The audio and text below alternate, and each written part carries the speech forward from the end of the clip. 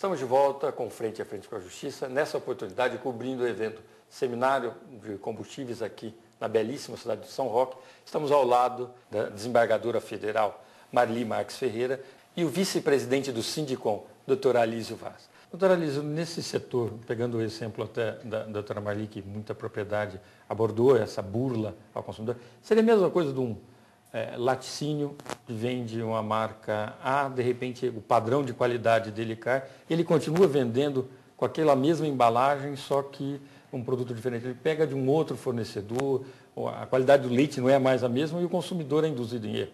É mais ou menos isso no combustível. Justamente, o consumidor está acostumado, né? As pessoas sabem disso, o consumidor sabe isso. A marca é sempre uma referência. Então, quando eu me dirijo a uma prateleira do supermercado, eu vejo o produto que eu reconheço a marca, eu já tenho toda uma referência na minha cabeça da qualidade que eu tive, da tranquilidade em consumir aquele produto. Então, o combustível tem essa característica muito interessante de que eu faço a opção pelo um posto, eu estou numa via, numa estrada, eu coloco a seta, desacelero, freio, entro no posto, porque eu vi aquela marca. Eu sei que aquela marca, ela diz que é responsável, ela se anuncia como uma empresa responsável, então eu tenho toda essa tranquilidade de fazer aquela opção. Então, quando eu chego no posto, eu estou esperando toda a proteção e, digamos assim, as referências que aquela marca me oferece. Se o produto não é daquela marca, eu estou sendo enganado. Né? E indo um pouco além, o consumidor está sendo enganado e a própria, digamos assim, o próprio empreendedor, aquele que investiu em marca, né? Eu faço a minha propaganda, eu digo que eu sou responsável e, no entanto, estão usando a minha marca, todo aquele investimento que eu fiz em conquistar o consumidor para vender o produto de outro. Então, são dois, digamos assim, dois agentes que estão sendo ludibriados. Primeiro, o consumidor, o principal. Né? A preocupação final é o consumidor, mas também o empreendedor, aquele que investe, que gera empregos, que movimenta a economia, está lá também tendo todos os seus investimentos, digamos assim, usufruídos por outro que não investiu. Então, isso certamente, esse que não investe também está menos preocupado com a qualidade do produto, menos preocupado com o serviço. Então, essa compreensão da justiça de que isso é indevido é fundamental, já existe. O que nós alertamos, a punição tem de ser muito rápida, tem de ser ágil e exemplar, porque às vezes demora muito para uma punição ser aplicada, essa pessoa continua agindo impunemente, então é necessário, já existe o reconhecimento, já existem leis e normas que reconhecem isso, nós precisamos da aplicação exemplar e ágil.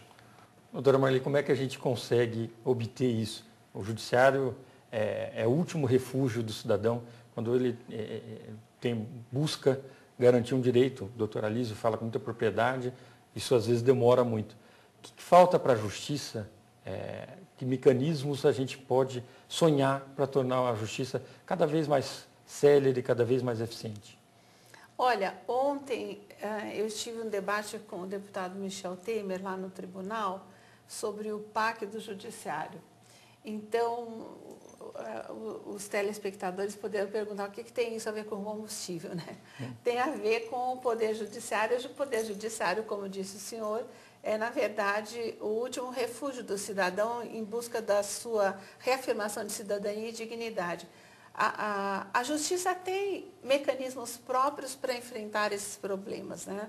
Mas nós temos dificuldades próprias, nós temos um sistema recursal perverso, porque os recursos se multiplicam, as situações jurídicas que são reapresentadas aos magistrados são infindáveis. Nós temos um problema de uma hipertrofia da atividade do Poder Executivo no cumprimento de suas obrigações legais, de tal forma que nós não conseguimos nem a agilidade necessária, nem na comunicação e nem no retorno dos atos necessários para que possamos ter uma integração perfeita do Judiciário com o Executivo e com o Legislativo, que deixa de legislar para dar efetividade às normas constitucionais. O senhor veja que, mesmo nessa matéria do 170, que é a ordem econômico-social, a atividade econômica do 170 e seguinte da Constituição Federal, várias normas são de eficácia contida lá, e nós precisamos de regulamentação legal. e nós temos uma grande omissão que está sendo suprida pela atual administração da Casa Legislativa, da Câmara dos Deputados, no sentido de dar efetividade a essas normas. Então, o que o Judiciário espera é exatamente isso, que nós possamos ter leis que sejam bem feitas na medida da nossa necessidade, um sistema recursal reajustado, órgãos que efetivamente têm interesse no cumprimento de sua missão social e institucional, que muitas vezes não temos, e uma seriedade no trato da coisa pública. Os juízes fazem o que podem fazer o mais rápido possível, porque essas situações são situações que nós não podemos esperar para decidir. Tem que ser situações de bate-pronto, porque, nada obstante o Ministério Público muitas vezes entenda que isso está aferindo a concorrência, na verdade está aferindo a concorrência ao inverso, porque o consumidor na ponta está sendo prejudicado por uma concorrência desleal de pessoas que não investiram naquela atividade comercial, e nós temos, e lucro não é pecado. Não é pecado porque o nosso sistema é capitalista e ele vem expressamente disposto na Constituição Federal. Então, aquele camarada, aquela instituição, aquela empresa, aquela planta que investiu para ter lucro, para gerar empregos, para ter uma atividade econômica com função social definida, como nós temos tido em inúmeras empresas nesse país, ela se vê fraudada por uma falsa alegação de concorrência desleal em relação à ponta de consumo. Então, o que nós precisamos entender é o seguinte, que muitas vezes, como foi dito aqui pelo vice-presidente Sinduscom, muitas vezes aquele preço mais barato significa uma afronta ao direito do consumidor. Muitas vezes o preço mais barato significa afronta a uma leal concorrência pública, que é a oxigenação do nosso mercado, que é o que nós precisamos e que os juízes também esperam. Tá certo. Doutores, foi um imenso prazer, uma honra muito destacada estar ao lado dos senhores. Muito obrigada. Agradecer, doutora Marli, aí, a disponibilidade da senhora em passar para o nosso telespectador uma verdadeira aula de direito e também de cidadania. Né? E, doutora Alísio, muito obrigado também. Muito obrigado, o prazer é meu. Muito obrigada. Nós vamos para um rápido intervalo e já voltamos. Terno, presidente da APAMARS, hoje vice-presidente da AMB, desembargador Sebastião Luiz Amorim, e também com o diretor de coordenação do Sindicom, Dr. Jorge Luiz Oliveira.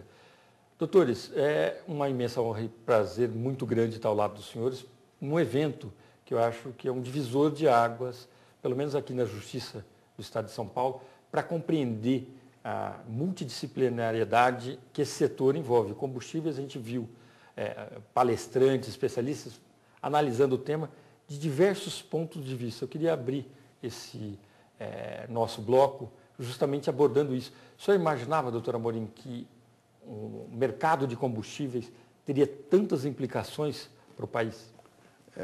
Primeiramente, gostaria de cumprimentar a todos por essa oportunidade de estar aqui num programa tão já famoso do nosso entrevistador Luciano, e ao lado do nosso amigo Jorge, que nos tem sempre prestigiado.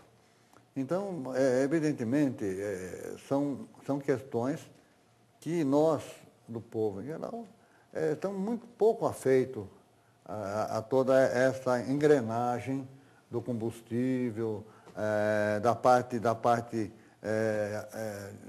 de operação, dessa parte de adulteração, da parte criminal do setor. E para nós, então, é importante estarmos aprendendo alguma coisa sobre o assunto. Eu confesso que realmente, nas primeiras vezes que estive num seminário como este, eu não entendia nada, não fazia ideia daquilo que passava-se nos bastidores da questão. Então, para mim, é muita importância essa assembleia, esse seminário, é sempre importante e devemos continuar sempre, porque realmente o combustível é o sangue de uma nação. Doutor Jorge, o crime organizado às vezes se vale de determinados setores para crescer. E o combustível, infelizmente, é um setor que, em vários pontos, desde o roubo de carga, às vezes tem roubo de carreta, de gasolina, de álcool, tem que ter uma escolta gigante em todas as distribuidoras, precisam tomar cuidado com isso. Lavagem de dinheiro também, infelizmente, é um tema que se aplica a isso. Como que o governo, de que forma que o governo tem que estar mais atento, seja a ANP,